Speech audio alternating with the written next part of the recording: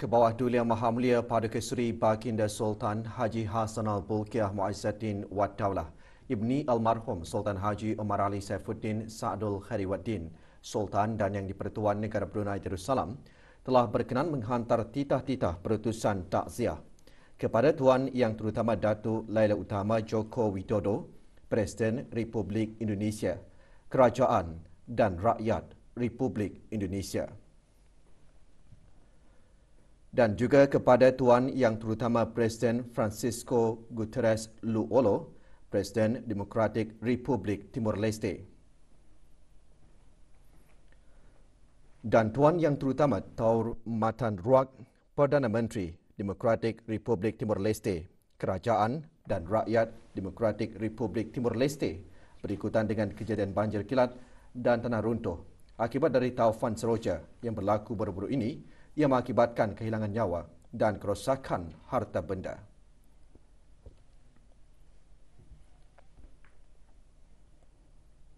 Ke bawah Duli Yang Maha Mulia Paduka Seri Baginda Sultan Haji Hassan Al-Bolkiah Muizzuddin Wad Daulah, Ibni Almarhum Sultan Haji Omar Ali Saifuddin Sa'adul Khairuddin, Sultan dan Yang di-Pertuan Negara Brunei Darussalam telah berkenan menghantar titah-titah perutusan tahniah kepada Tuan Yang Terutama Nguyen Xuan Phuc berikutan dengan pelantikannya sebagai Presiden Republik Sosialis Vietnam.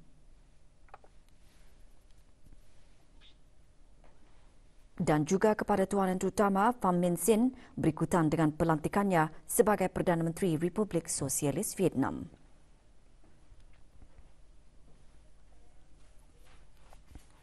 Pada menjunjung titah perintah ke bawah Duli Yang Maha Mulia Paduka Seri Baginda Sultan Haji Hassan Al-Bolkiah Muizzuddin Wad Daulah, Sultan dan Yang di-Pertuan Negara Brunei Darussalam, maka adalah dengan ini dimaklumkan bahawa waktu-waktu bekerja di kementerian-kementerian dan jabatan-jabatan kerajaan sepanjang bulan Ramadan bagi tahun Hijrah 1442 bersamaan 2021 Masihi adalah seperti berikut.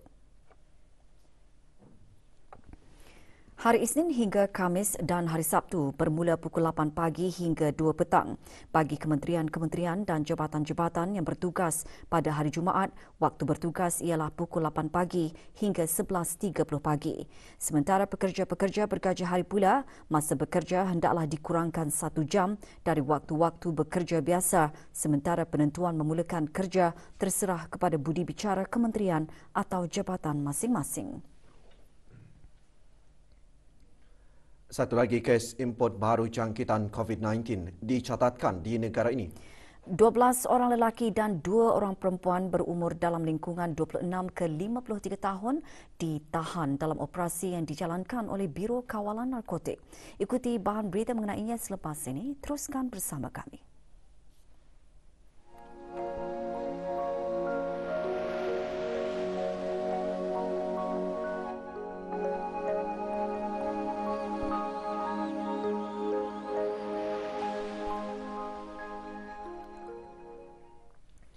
Semua rakyat dan penduduk di negara Brunei Darussalam sangat beruntung kerana menerima liputan kesihatan sejagat daripada kerajaan ke bawah Duli Yang Maha Mulia Paduka Seri Baginda Sultan dan Yang di-Pertuan Negara Brunei Darussalam melalui Kementerian Kesihatan dengan penyediaan perkhidmatan kesihatan yang mudah diakses dan diperolehi di keempat daerah. Pusat-pusat kesihatan yang disediakan di peringkat masyarakat adalah komprehensif dan selaras dengan konsep One Stop Health Centre yang menyediakan perkhidmatan penjagaan kesihatan asasi yang bertumpu di bawah satu bumbung dengan tujuan untuk meningkatkan kualiti serta efisiensi dengan menyediakan persekitaran yang lebih selesa dan kondusif berdekatan dengan masyarakat.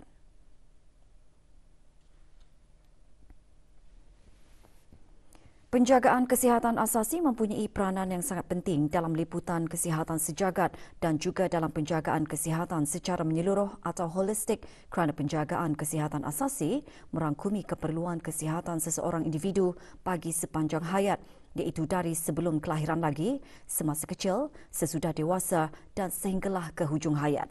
Dalam pada itu, komitmen kerajaan negara Brunei Darussalam ke arah penjagaan kesihatan asasi di negara ini dan liputan kesihatan sejagat dapat dilihat melalui pencapaian negara dalam Matlamat Pembangunan Milenium 2015. Negara kita juga sudah berjaya memenuhi beberapa saranan Matlamat Pembangunan Mampan 2030 seperti berikut. Nisbah kematian ibu di negara ini menunjukkan penurunan ketara sejak tahun 1960-an sehingga sekarang. Kadar kematian di bawah 5 tahun dapat dikurangkan ke dalam sasaran SDG, mencapai liputan imunisasi yang melebihi sasaran SDG iaitu lebih daripada 95% kanak-kanak di bawah umur 5 tahun telah diimunisasi setiap tahun. Negara Brunei Darussalam telah diisytiharkan bebas malaria oleh WHO pada tahun 1987, bebas polio pada tahun 2000, bebas campak pada 2015 dan bebas rubella pada November 2018. Penjagaan kesihatan asasi yang mantap dan teratur juga telah terbukti kos efektif dan saksama dalam menyampaikan perkhidmatan kesihatan yang lebih baik dan berkualiti dan telah membantu banyak negara dalam mencapai kemajuan ke arah liputan kesihatan sejagat di negara masing-masing. Oleh yang demikian, kefahaman yang mendalam mengenai liputan kesihatan sejagat juga adalah sangat penting dalam membuat perangkaan dasar-dasar negara bagi memastikan negara Brunei Darussalam akan dapat terus maju ke arah memastikan dan mengekalkan liputan kesihatan sejagat. Dalam mencapai impian ke arah kesihatan untuk semua, satu realiti kerjasama dari semua pihak adalah sangat diperlukan.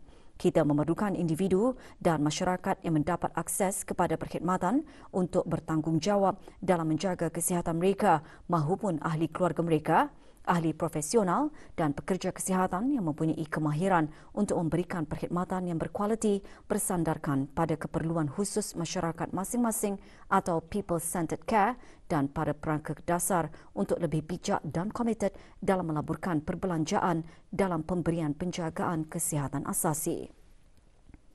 Sambutan Hari Kesihatan Sedunia disambut pada setiap 7 April. Tahun ini, sambutan bertemakan membangun dunia yang lebih adil dan sihat yang bertujuan untuk membentras ketidaksamaan kesihatan secara global dan menyatukan semua untuk membangun dunia yang lebih adil dan sihat.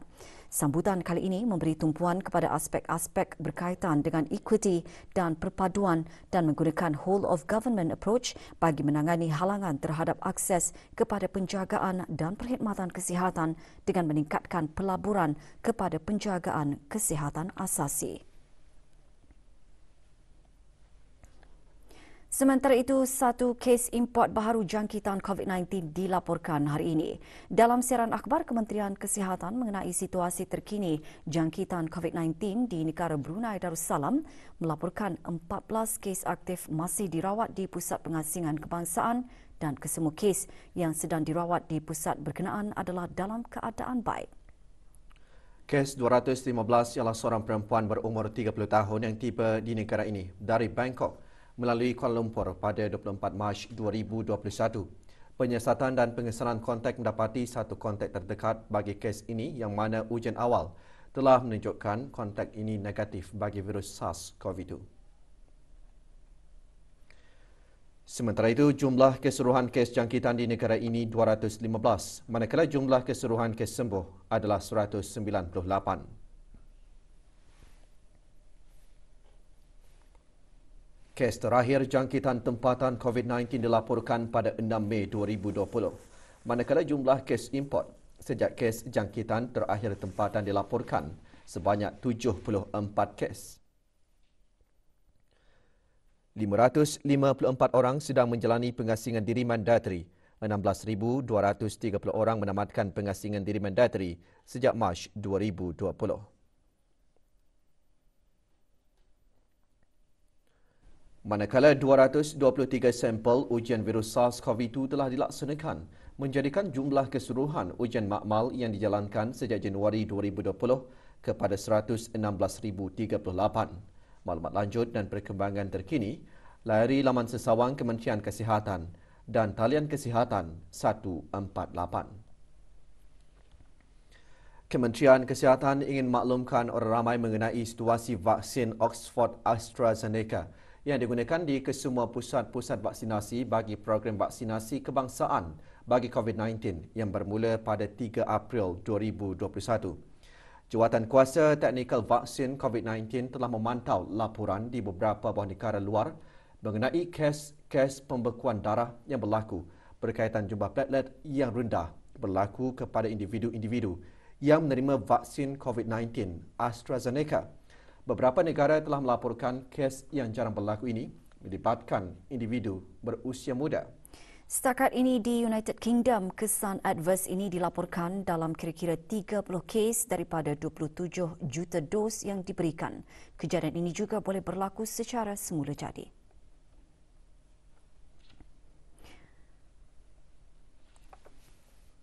Walau bagaimanapun, pada masa ini beberapa pihak berkuasa antarabangsa termasuk Pertubuhan Kesihatan Sedunia dan Agensi Ubat-Ubatan Eropah EMA telah menyatakan vaksin tersebut adalah selamat dan manfaat vaksin AstraZeneca melebihi risiko. Setakat kemarin dianggarkan sebanyak 2,323 individu di negara Brunei Darussalam telah menerima dos pertama vaksin AstraZeneca. Alhamdulillah, pemantauan aktif tidak ada mengenal pasti kejadian yang menunjukkan pembekuan darah bagi mereka yang telah menerima vaksin di negara ini.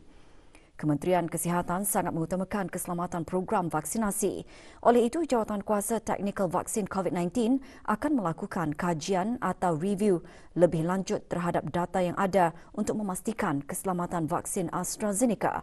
Sementara kajian atau review ini dijalankan, Kementerian Kesihatan akan memberhentikan sementara penggunaan vaksin AstraZeneca dalam program vaksinasi yang dijalankan. Ini adalah sebahagian daripada langkah berjaga-jaga sehingga Jawatankuasa Teknikal menjalankan kajian atau review tersebut dan dapat membuat keputusan berdasarkan bukti mengenai penggunaan vaksin AstraZeneca. Buat sementara ini juga, program vaksinasi akan terus menggunakan vaksin Sinopharm.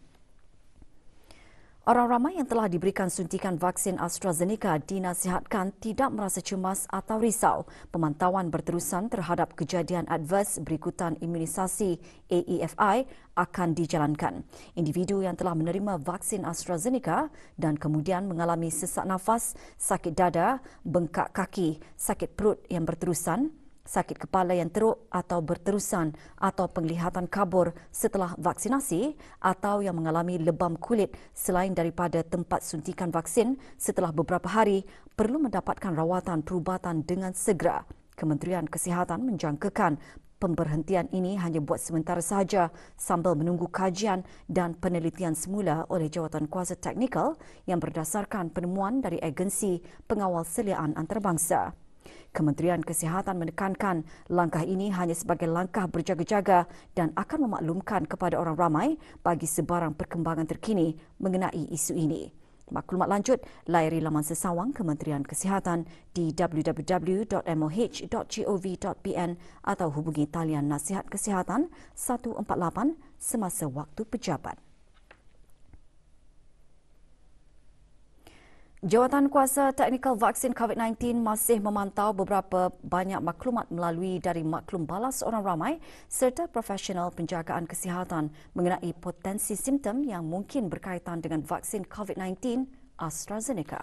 Menurut Dr. Shi Potio, pengerusi konsultan pakar geriatrik dan perubatan bagi Jawatankuasa Penasihat Keselamatan Ubat Negara Brunei Darussalam, ramai boleh menyalurkan maklumat melalui aplikasi BruHealth apabila mereka mengalami beberapa gejala selepas menerima suntikan dos vaksin tersebut.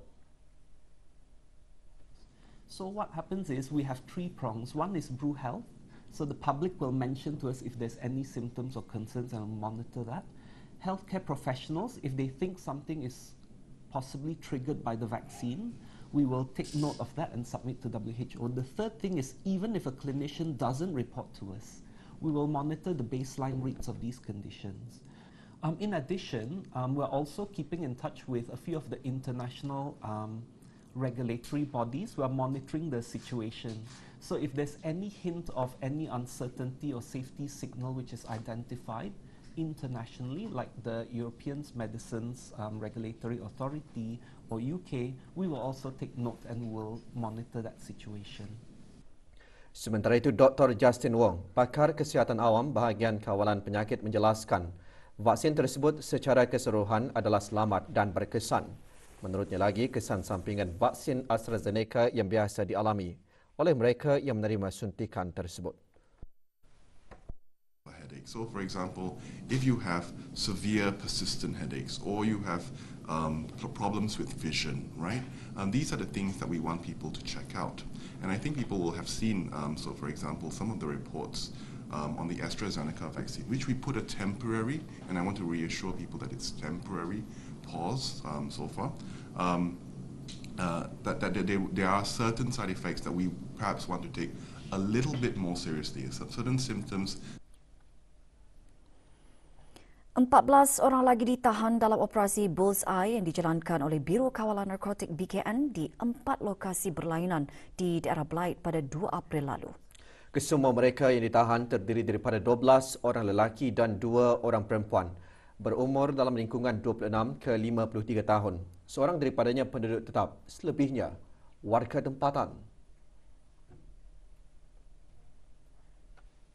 Hasil pemeriksaan ke atas keenderaan dan tempat kediaman tangkapan, Biro Kawalan Narkotik BKN menjumpai 2.3 gram dadah jenis syabu, dadah kelas A.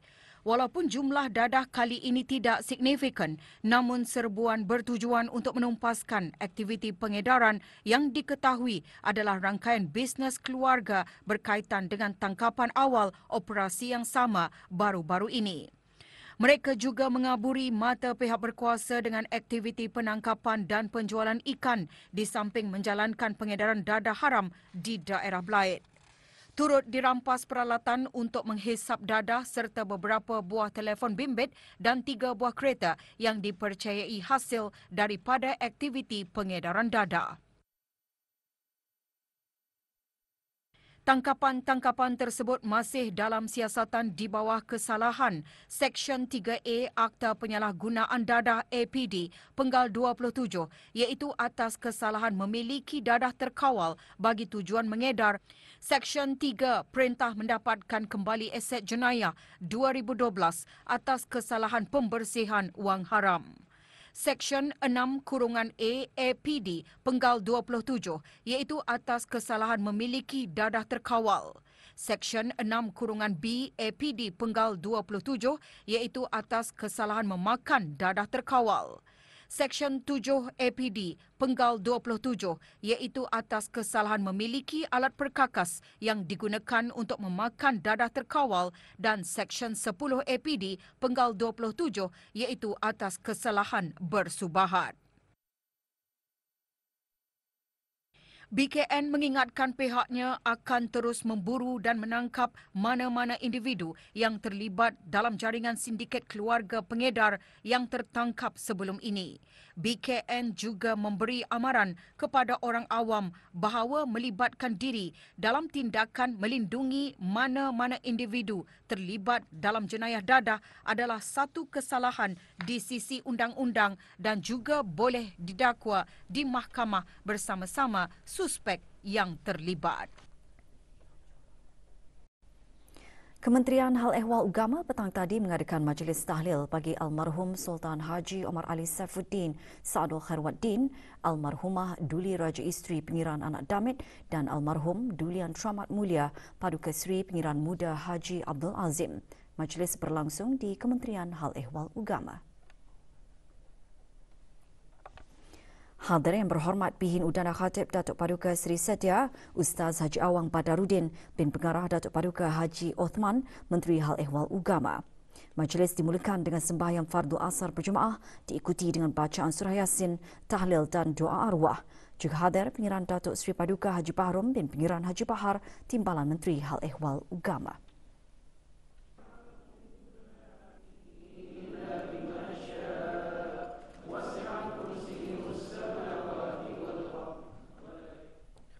Jabatan Perkhidmatan Awam Jabatan Perdana Menteri dengan ini memaklumkan bahawa ke bawah Duli Yang Maha Mulia Paduka Seri Baginda Sultan dan Yang di-Pertuan Negara Brunei Darussalam telah memperkenankan bagi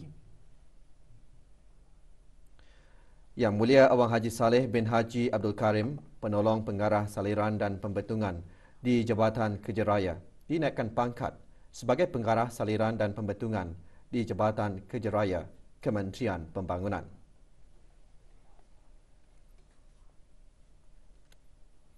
Dan Yang Mulia Dr. Awang Haji Muhammad Zamri bin Haji Sabli, penolong pengarah di Institut Pendidikan Teknikal Brunei, dinaikkan pangkat sebagai pengarah pendidikan teknik di Institut Pendidikan Teknikal Brunei, Kementerian Pendidikan.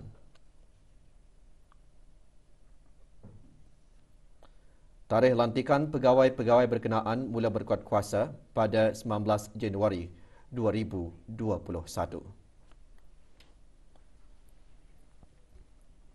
4 kategori dipertandingkan pagi tadi dalam musabaqah menghafaz Al-Quran beserta pemahamannya peringkat akhir kebangsaan. Pertandingan 2 hari yang bermula hari ini diadakan di Institut Tahfiz Al-Quran Sultan Haji Hassan Al-Bolkiah. Pada sebelah pagi, kategori E menghafaz 30 juz Al-Quran, kategori D menghafaz 15 juz Al-Quran bermula dari juz 1, kategori C menghafaz 3 juz Al-Quran bermula juz 1 dan kategori B menghafaz surah-surah pilihan pada sebelah petang. Kategori seterusnya akan disambung lagi esok di tempat yang sama. Antara lain tujuannya untuk menyemai dan memupuk rasa cintakan Al-Quran dalam kalangan umat Islam, terutama para belia, remaja dan kanak-kanak melalui amalan menghafaz dan memahami isi kandungan Al-Quran. Projek tahunan Kementerian Hal Ehwal Agama ini dikendalikan oleh Pusat Pengajian dan Penyebaran Al-Quran MABIMS. Pertubuhan Perniagaan China akan menganjurkan Expo Pesta Bermusim pada bulan Jun nanti. Sidang media mengenai acara tersebut diadakan petang tadi di Ibu Pejabat Pertubuhan berkenaan di Jalan Roberts, Bandar Seri Begawan. Awang Lim Tiong Han alias Lim Peh Beng yang dipertua pertubuhan berkenaan menyatakan Expo dihasrat dapat menonjolkan produk terkini dari para penjual dan platform bagi para penjual mendapat lebih pendedahan. Acara 6 hari ini akan diadakan dari 15 hingga 20 Jun di One City Shopping Centre.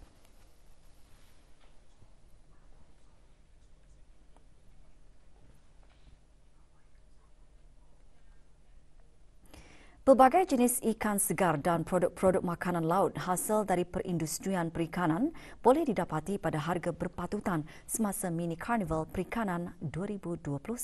Karnival tersebut sedang berlangsung di Pasar Neka Muara, Kompleks Pendaratan Ikan Muara.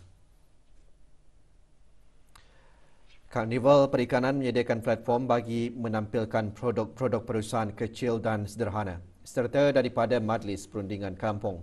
25 pengusaha menyertainya dengan menawarkan pelbagai jenis ikan serendah RM1 1 kilogram, sayur-sayuran dan juga makanan dan minuman.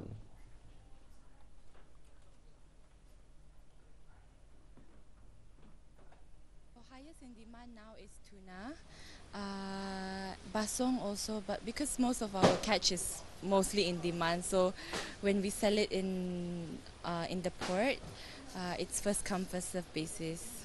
Masa ini sedang membuat kerupuk ubi gantang yang padas manis. Itulah yang produk kami yang paling laris dalam jualan kami, serta sama kerupuk udang. Ini kalau bagian sos kebanyakannya ialah sos ikan tahai, di mana atau yang paling famous bukan saya di negara Kedah sendiri, dari luar negeri pun banyak yang berminat sos ikan tahai. Acara tahunan ini memperkenalkan aktiviti baru seperti shell art terbesar dan fish spa. Ramai dialulukan datang ke Karnival Perikanan yang diadakan sehingga Ahad ini, 11 April 2021, bermula dari pukul 8 pagi hingga 6 petang, kecuali hari Jumaat ditutup pada pukul 11.45 pagi hingga 2 petang.